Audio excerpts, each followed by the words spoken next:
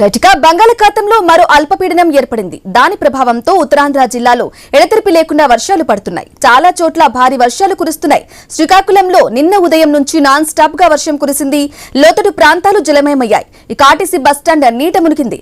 ప్రయాణికులు తీవ్ర అస్వస్థత పడుతున్నారు. శ్రీకాకుళం ఆర్టీసీ కాంప్లెక్స్ నుంచి మరింత సమాచారం మా ప్రతినిధి రాము అందిస్తారు. బంగాళాఖాతంలో ఏర్పడిన అల్పపీడనం ప్రభావంతో గత 2 రోజులుగా కూడా విస్తారంగా వర్షాలు కురుస్తున్నాయి. ఈ నేపథ్యంలో శ్రీకాకుళం జిల్లాకు సంబంధించి పలు ప్రాంతాలు పూర్తిగా జల దిగ్బంధంలోకి వెళ్ళిపోయి అనుకోవచ్చు. ముఖ్యంగా చూసుకుంటే శ్రీకాకుళం పట్టణ ముఖ్య బస్ స్టేషన్ ఏదైతే ఉందో ఆ బస్ స్టాండ్ దగ్గర మనం ప్రజెంట్ ఉన్నాము. పూర్తిగా చూడొచ్చు, ఒక సముద్రాన్ని తలపించేలాగా బస్ స్టాండ్ మొత్తం కూడా వాటర్తో పూర్తిగా నిండిపోయిన పరిస్థితి ఉంది.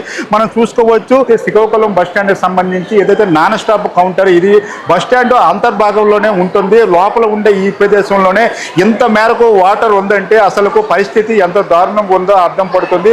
అయితే 2 రోజుల పాటు కురిసిన వర్షాలు ఒకెత్తి అయితే ఇక్కడ సంబంధించి ఈ యొక్క బస్ స్టాండ్కి సంబంధించి డ్రైనేజీ వ్యవస్థ కూడా సరిగ్గా లేకపోవడం కూడా ఒక కారణంగా చెప్తున్నారు. అయితే ప్రయాణికులు తీవ్ర అవస్థలు పడుతున్న పరిస్థితి కనిపిస్తుంది. పూర్తిగా బస్ స్టాండ్ లోపల ప్రాంతం అంతా పూర్తిగా నీటితో నిండిన పరిస్థితి ఉంది. నీటి లోపల నుంచే ప్రయాణికులు వెళ్తున్న పరిస్థితి ఉంది. 3 నుంచి 4 అడుగుల మేరకు కూడా వాటర్ అనేది పూర్తిగా స్టోరేజ్ అయిన పరిస్థితి ఉంది. ప్రయాణికులు కూడా తీవ్ర అవస్థలు పడుతున్న పరిస్థితి కనిపిస్తుంది.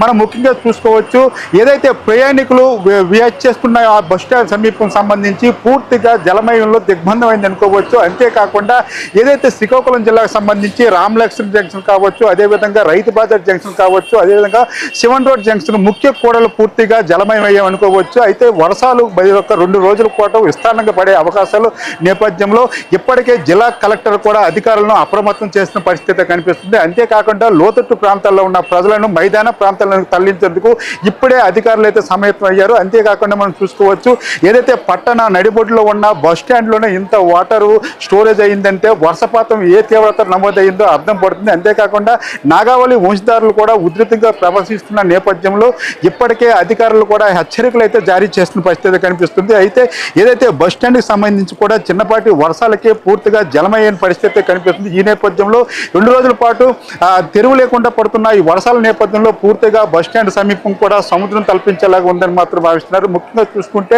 ఎవరైతే ప్రయాణికులు కూడా అవస్థలు పడుతున్న పరిస్థితి కనిపిస్తుంది. అయితే ఏదైతే వినాయక చవితి పండుగ సందర్భంగా కూడా ఈ కురుస్తున్న వర్షాలు అనేవి పండగ కూడా కొంత ఎఫెక్ట్ అని చెప్పుకోవచ్చు. అంతేకాకుండా ఏదైతే ఈ పట్టణ ప్రాంతాల నుండి ఏదైతే పల్లె ప్రాంతాలకు వస్తున్న పండుగ సందర్భంగా ప్రయాణికులు కూడా తీవ్ర అవస్థలు పడుతున్నారు. ఈ బస్సు ప్రయాణం చేసే వాళ్ళు కూడా ఈ స్టాండ్ సమీపంలోకి రావాలంటే భయం పెడుతున్న పరిస్థితి కనిపిస్తుంది. అంతేకాకుండా ఎక్కడికెక్కడో బస్ స్టాండ్కి సంబంధించిన మ్యాన్ హోల్లు కూడా ఓపెన్ చేయడం కూడా ప్రయాణికులు చాచితూచి వెళ్ళవలసిన పరిస్థితి మనం చూసుకోవచ్చు. విజువల్స్లో ఒక సముద్రంలోనో పడవ ఏ విధంగా ప్రయాణిస్తుందో ఆ విధంగా బస్సులు అయితే వెళ్తున్న పరిస్థితి కనిపిస్తుంది. పూర్తిగా 3-4 మేరకు ఎత్తు మేరకు కూడా వాటర్ అనేది ప్రవహిస్తున్న పరిస్థితి కనిపిస్తుంది. అయితే ఇంకా 2 రోజుల పాటు కూడా ఈ వర్షాలు ఉంటావని ఐఎండీ హెచ్చరికల మేరకు ఇంకా బస్ స్టాండ్ సమీపమే కాకపోతే జిల్లా వ్యాప్తంగా కూడా పూర్తిగా జలమయ్యే పరిస్థితి అయితే కనిపిస్తుంది. ఈ నేపథ్యంలో అధికారులు ఇప్పటికే అప్రమత్తం చేశారు. ఎందుకంటే వర్షాల తీవ్రత కూడా రాబోయే 24 గంటల్లో తీవ్రంగా ఉంటుందని ఐఎండీ హెచ్చరికల నేపథ్యంలో ఇప్పటికే ముందస్తు చర్యలు అయితే చేపడుతున్న పరిస్థితి అయితే కనిపిస్తుంది.